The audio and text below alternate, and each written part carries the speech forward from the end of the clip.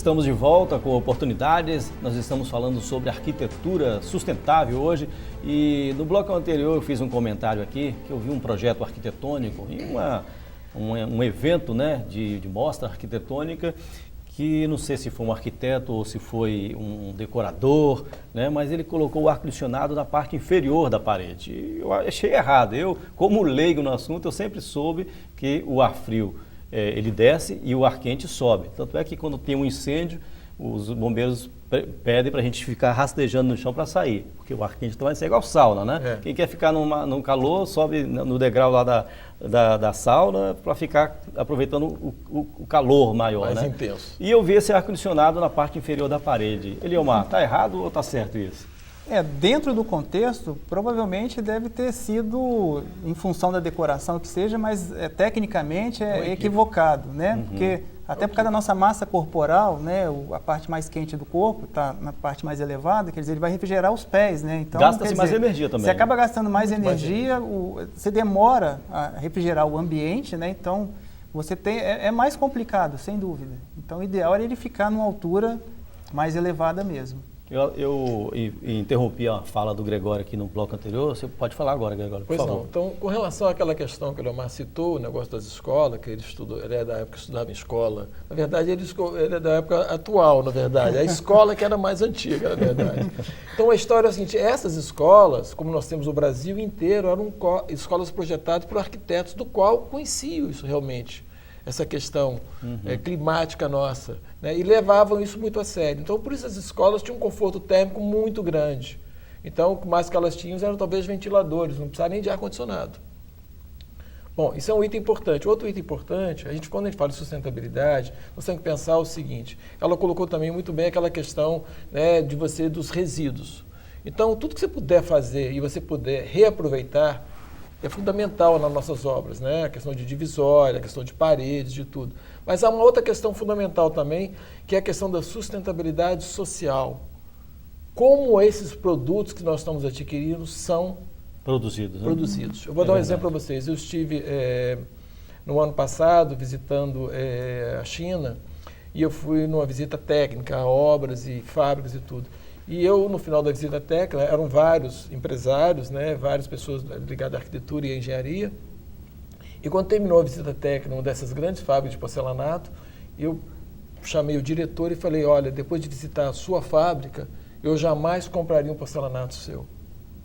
O pessoal ficou todo mundo estarrecido de fazer aquela colocação para ele. E falou, por quê? Porque o sistema de trabalho de vocês aqui, socialmente, é totalmente insustentável, é incorreto. Entendeu? A forma que eles trabalham lá, como ele lida com o ser humano. A poluição e o ser humano em si. Então, eu acho que a sustentabilidade nossa, ela vai muito mais além apenas do que apenas a arquitetura. A nossa responsabilidade social é muito grande. É verdade, a gente tem que sempre pensar nesse detalhe. E o interessante, depois dessa colocação minha, vieram 3 ou 4 pessoas e eles chamaram o diretor acima dele, que era o presidente do setor inteiro, para poder ouvir o que eu tinha falado. Então, quer dizer, ou seja, eu ainda disse para ele, qualquer europeu que vier aqui, eles não compram o seu produto. Você tem que vender lá fora. Se ele visitar a sua fábrica, ele não compra mais. E a mesma coisa aconteceu com as nossas madeiras aqui. Agora, é possível haver um projeto arquitetônico, haver uma construção com menos impacto ambiental, mas que não comprometa a viabilidade econômica, na opinião Priscila? É possível isso? Com menos impacto ambiental? Bem, por tecnologias, né? Porque hoje você tem a gente estava conversando no intervalo, que... só interrompendo, a gente estava conversando no intervalo sobre assim, alguns produtos que são ecologicamente corretos, mas são produzidos em pouca escala porque não são muito vendidos, eles se tornam caros. Aí o projeto, será que é viável economicamente para fazer uma casa ecologicamente correta? O que a gente tem que pensar é o seguinte, por exemplo, um sistema de aquecimento de água por aquecimento solar, né? Muitas vezes exige um investimento inicial mais alto do proprietário, né? Eliomar também que trabalha com isso, o Gregório, né? Muitas casas e tal, a casa sustentável, nessa discussão da casa sustentável, muitas vezes para projeto de casas, a gente opta muito por essa solução, né? De aquecimento solar. Exige um investimento inicial alto pela tecnologia, porque tudo que, na verdade, é inteligente, ele tem um custo do desenvolvimento tecnológico. Né? Da pesquisa, do aprimoramento nesse sentido, na área técnica. Então, isso tudo custa, né? Porque se a gente não tiver como manter essa pesquisa, custear essa pesquisa, a ciência não avança. Então, quer dizer, como que você justifica isso no seu cliente? Você tem que mostrar que ele vai investir um pouco mais agora numa tecnologia limpa, num sistema de divisórias drywall limpo, que gera menos resíduo, mas que exige uma mão de obra especializada, não é? No aquecimento, na captação de água, de chuva, por exemplo, mas que esse custo vai ser diluído no uso, na vida útil daquele empreendimento, daquela obra. Com o tempo ele então se paga, ele acaba sendo barato no final das contas, né? Com o Porque tempo quanto ele se tempo paga. dura um edifício? 30 anos, no mínimo, né? 30 anos Ou um mais. edifício. Ou mais, no mínimo. Então, quer Esse dizer, em 30 anos ele recupera tranquilamente. Pois não, Leomar. Esse é o grande desafio quando você conversa com o seu cliente, de mostrar para ele esses caminhos que a Priscila mostrou. O retorno. É o né? retorno, né? Que é para você até fazer um convencimento. Então, o aquecedor solar hoje já é mais fácil de você passar isso, porque ele tem um retorno ali em torno de 3 anos. Então, ou seja, o que ele gastou investindo no sistema, a economia gerada com o aquecedor solar na conta de luz dele, vai retornar aquele investimento e ele vai passar ali por muitos anos tomando banho de graça no aquecimento, né? A gente tem pesquisas hoje na energia fotovoltaica, que é a energia do sol transformada em energia, né, para energia elétrica. Então, há pouco tempo, a gente tinha esse retorno em 25, 30 anos. Então, você já investia um valor, você só ia ter retorno em 25, 30 anos depois. Aqui no Espírito Santo já se usa fotovoltaica? Usa, mas assim, numa escala de você botar uma casa mesmo, a gente tem feito assim alguns ensaios, então a gente está conseguindo chegar em torno de 12 a 15 anos de retorno. E assim, já tem sido uma conquista maravilhosa quanto a isso. E a gente sabe que talvez no médio prazo se consiga reduzir esse retorno e as pessoas se incentivem mais a usar esse sistema. Então, assim, é um caminho. Vocês dois, o Eleomar e o Gregório, que tem escritório, né, que trabalham a arquitetura na prática, né, não na teoria, né, como no caso da Priscila. A Priscila também tem escritório, desculpa, Priscila. Mas na área de interiores não na área de interiores. Mas vocês percebem que os clientes, eles estão buscando esse tipo de tecnologia? A partir do momento que você vira para ele e põe o binômio custo-benefício, e ele começa a entender que o benefício dele vai ser grande em função daquele custo inicial que ele vai ter, ele começa a aceitar. Porque hoje, infelizmente, nós estamos com o pensamento, né, tudo é dinheiro. Eu acho que é o grande equívoco nosso, grande hoje. Né? Então, tudo só pensa-se, né, quase que o Deus virou o dinheiro. Eu acho que a grande equívoco nosso é exatamente isso. A partir do momento que você começa a mostrar para ele que o custo-benefício justifica, ele passa a aceitar. Tem energia eólica, tem umas várias coisas que nós podemos utilizar. O prédio da Petrobras, na verdade, ele usou uma série de coisas sustentáveis de ponta, entendeu? E eu acho que isso está dando um resultado muito grande lá.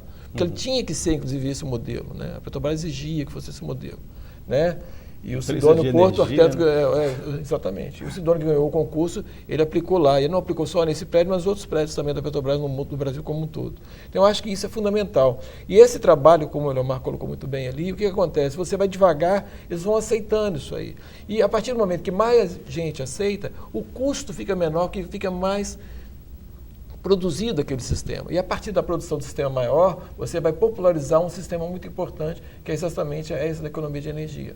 Vai chegar um momento, inclusive, que não é só aceitar, que o mercado vai exigir que a gente faça. Né? E aí que você tenha fornecedores que atendam e que provem que as produções são socialmente justas também. Então, quer dizer, a mudança começa hoje, a gente no convencimento dos nossos clientes que vale a pena. Mas, com certeza, em 10 anos, isso vai estar tão comprovado de que vale a pena, que comum. Por boca a boca, as pessoas vão chegar para a gente, olha, eu quero sustentável, eu quero assim. Né? Vai ser uma exigência, né, contrária, o mercado vai querer da gente só isso. Complementando o que ela colocou, o que acontece é o seguinte, né? Nos países desenvolvidos, né, o que acontece? O selo verde do prédio valoriza o prédio muito. A casa tem valorização, o bairro que foi pensado verde, ele tem outro valor no mercado. Então a pessoa que está naquele prédio, que está naquele bairro, que tem todos aqueles procedimentos sustentáveis, o valor do patrimônio dele é muito maior. E quando ela colocou o que vai ser exigido, no futuro vai ser exigido, assim, além de ser popularmente, eu acredito que as normas foram criadas pelo próprio poder público. Porque o que acontece? Se nós arquitetos, eu sempre falo, o arquiteto é o agente do futuro. Nós, arquitetos, somos o agente do futuro. A gente pensa sempre os nossos projetos vislumbrando sempre o futuro melhor para todos. Então, nós somos o agente desse futuro, o agente das grandes mudanças. Então, eu acho que através do nosso trabalho é que nós vamos fazer as grandes mudanças. Aliás, se você parar para pensar, as grandes mudanças no mundo passaram pela mão dos arquitetos. Esses livros aqui, eu vou mostrar de novo esse livro aqui do Eliomar, A Minha Casa Sustentável, é isso mesmo. E tem outro ali, Eliomar, você pode levantar, que eu não apresentei aqui. Ele me falou aqui na abertura do programa que esse aqui está quentinho, está saindo do forno, né? Será lançado ainda em larga escala. Né? E você, nesses livros, você coloca essas questões todas, né, da sustentabilidade. Esse aqui, só pelo título, a gente já sabe que sim, mas esse aqui também? Ele também contempla, porque são livros direcionados para a área de arquitetura, mas é muito interessante que a gente vê que pessoas na área de construção, de engenharia, ou até mesmo quem simpatiza com a área de arquitetura e construção, acaba consumindo esse produto. E eu vejo que assim, há um interesse muito grande, muito forte nessa questão sustentável. Né? Então, assim, ele acaba sendo um fomentador, é mais um elemento de divulgação dessa questão de sustentabilidade, para exatamente a gente poder, né, que isso seja uma coisa natural, as pessoas busquem esse tipo de construção, de produto, assim, como eu falei, sem se perguntar por que vai fazer verde, já faz naturalmente a construção. Eu estou mostrando uma gravura aqui, a Priscila até já comentou isso numa resposta dela, sobre o reaproveitamento da água de chuva, né? Eu acho que essa gravura mostra muito bem isso aqui. E esse reaproveitamento é milenar, a gente não inventou nada agora, isso aqui lá antes de Cristo sendo, já era feito. Está sendo redescoberto aqui. Isso foi esquecido ao longo do tempo, mas a gente está rebatendo, trazendo isso agora por necessidade. Eu já vi uma escola ali em Vila Velha, não sei se foi em Vila Velha, que está usando muito esse reaproveitamento da água de chuva, né? A água cai no telhado, vai para a calha, e como é que é o processo mesmo? Só para, em poucas palavras, a gente entender. Eu tive a oportunidade de fazer uma escola que exatamente a gente aproveita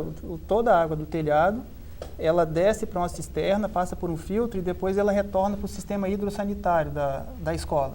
Então, além de gerar uma economia fantástica, ela é um sistema que fica todo aparente na escola para as crianças poderem ver que é um sistema simples, né, entenderem como é que é e serem divulgadores disso, né? A gente sabe que criança bate o olho, presta atenção e depois se ensina para os pais, né? Ou seja, essa água de chuva pode ser usada nas descargas e até também para lavar pátio, para irrigação, ela é usada plantas. para irrigação dos jardins que eles têm, né? Para lavagem e também no sistema de vasos sanitários. Porque ela não é água tratada, né? A não ser que se faça um sistema de tratamento para usar para... isso gera uma economia em torno de 60% do consumo de água da escola. Normalmente a escola tem um consumo elevado, né? Então, assim, financeiramente, para o proprietário, valeu super a pena. E é um sistema que pode ser usado em qualquer residência, né? Para residência, inclusive, não é complicado, né? A gente vê que também nessa questão da sustentabilidade tem um ator principal, que é também um dos principais, que é o poder público, né? Que poderia fomentar esses tipos de tecnologia. Exigir que imóveis tenham esse reaproveitamento de água de chuva a partir de uma determinada área de construção. Né? É uma água que ela vai para a rua, né? Vai causar enchentes, e ela poderia ser aproveitada. Então, o poder público tem teria um grande poder de ajudar nessa questão toda. Tá certo. Olha, a importância do uso do material, o material certo numa construção. A gente vai falar sobre isso no próximo bloco. A gente vai fazer mais um intervalo, daqui a pouco a gente volta. Até já.